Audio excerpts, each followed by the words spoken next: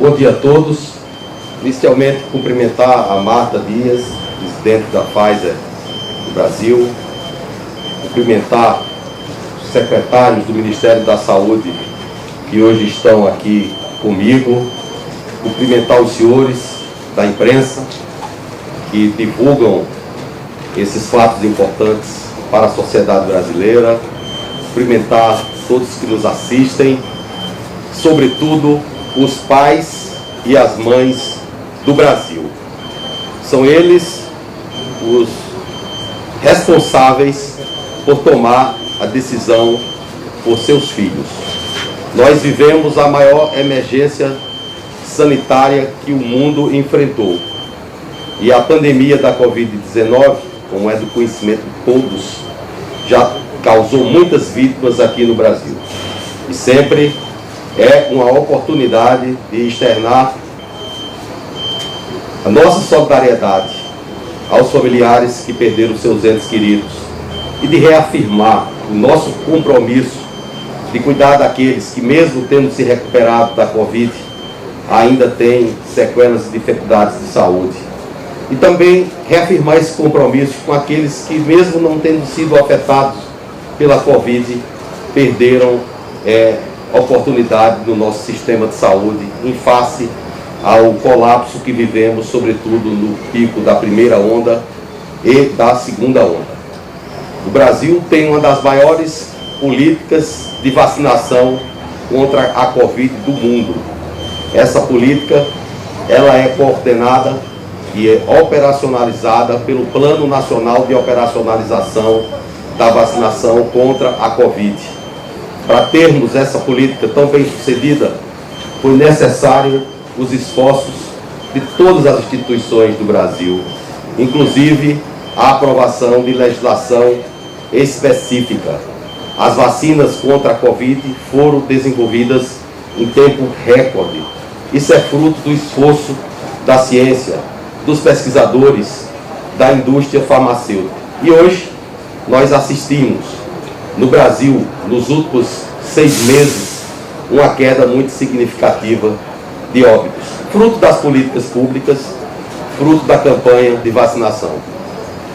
O mundo hoje é confrontado com uma nova variante do vírus, a variante Ômicron, que tem uma transmissão muito maior do que o vírus de Wuhan e as outras variantes que surgiram no mundo.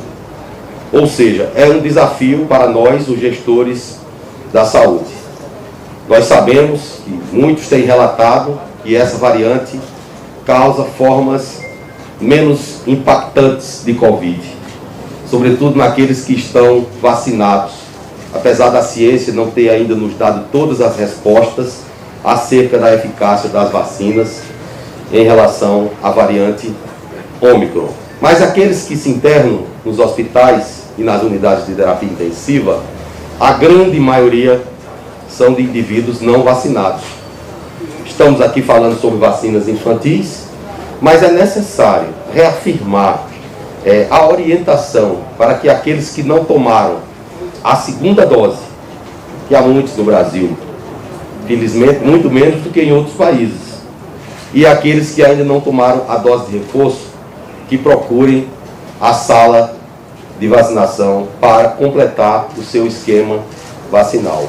Países que estão fortemente vacinados, como o Brasil, têm mais possibilidades de passar pela variante Ômicron e outras variantes que por acaso surjam desse vírus que tem uma grande capacidade de gerar mutações. O Brasil adotou uma política diversificada para a aquisição de vacinas.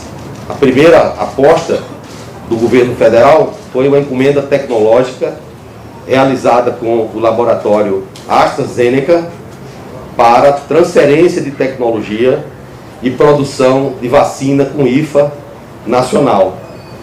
Esse sonho de ter a vacina com IFA nacional já é realidade. Já encontra-se aprovada a vacina da Fiocruz pela Anvisa com IFA nacional e no mês de fevereiro será distribuída para a população brasileira. Nós também nos associamos à iniciativa COVAX Facility para uma cobertura de 10% da população brasileira. E fizemos aquisições junto à indústria farmacêutica multinacional. A principal delas foi a Pfizer-BioNTech, de quem adquirimos contratualmente 300 milhões de doses. Esse último contrato de 100 milhões de doses já previa que todas as faixas etárias incluídas no nosso Programa Nacional de Operacionalização da Vacinação contra a Covid, PNO, deveriam ser disponibilizadas pela Pfizer. E assim foi, de maneira tempestiva, assim que houve a autorização pela agência regulatória, foi solicitada à Pfizer a aquisição dessas doses. E a Pfizer pontualmente nos atendeu, aliás, como tem atendido, aqui agradeço a Marta pela pontualidade que a Pfizer dispensa essas vacinas aqui no Brasil. Até o fim de março, nós teremos 20 milhões de doses da vacina infantil.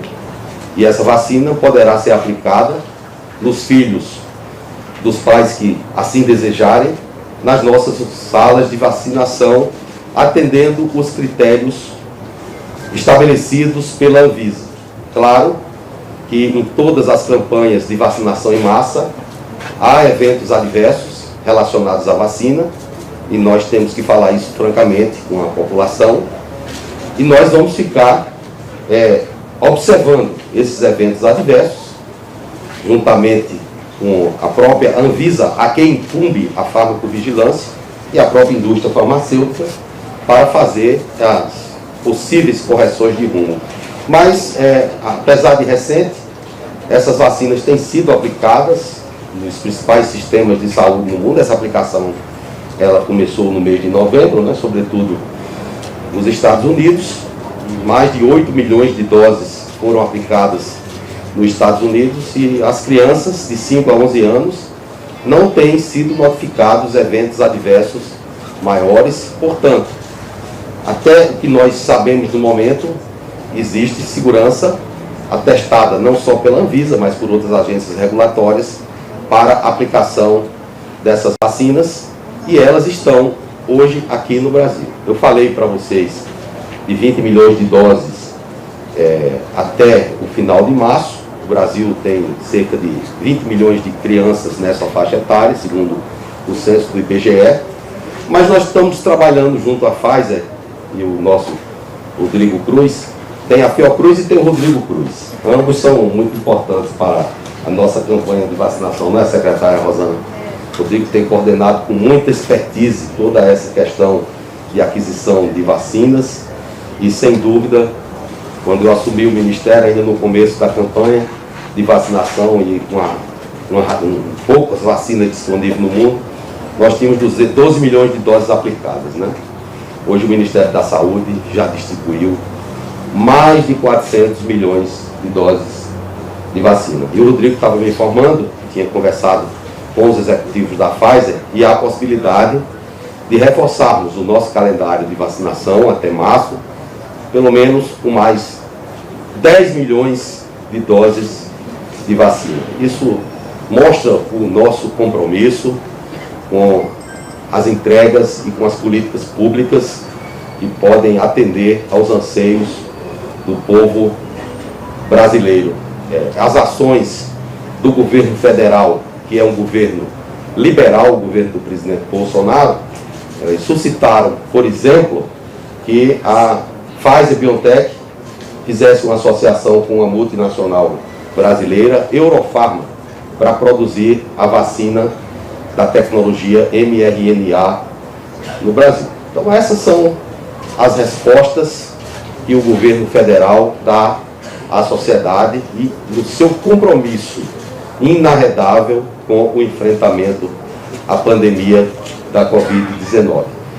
A variante Ômicron é uma variante de preocupação, não é uma variante de desespero, porque nós temos o Sistema Único de Saúde, que tem sido a fortaleza de cada um dos 210 milhões de brasileiros.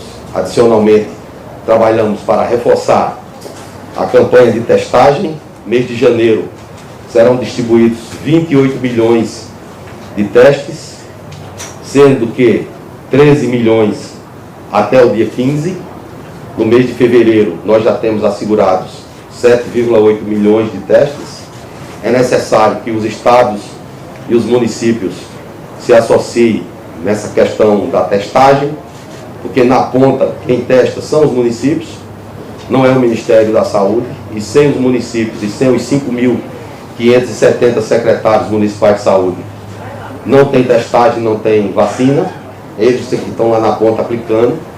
Já há estoques de vacinas em alguns estados, e o lugar de se colocar as vacinas é no braço da população. Então, peço o apoio dos governadores, dos secretários estaduais de saúde, para que apliquem essas vacinas. Muito mais efetivo do que enviar ofício para o ministro da Saúde, é na ponta fazer com que as políticas públicas de saúde tenham concretude. E é isso que nós fazemos no Ministério da Saúde, todos os dias, de maneira muito intensa. Eu e os secretários do Ministério estamos todos empenhados em pôr um fim na pandemia da Covid-19. Muito obrigado a todos.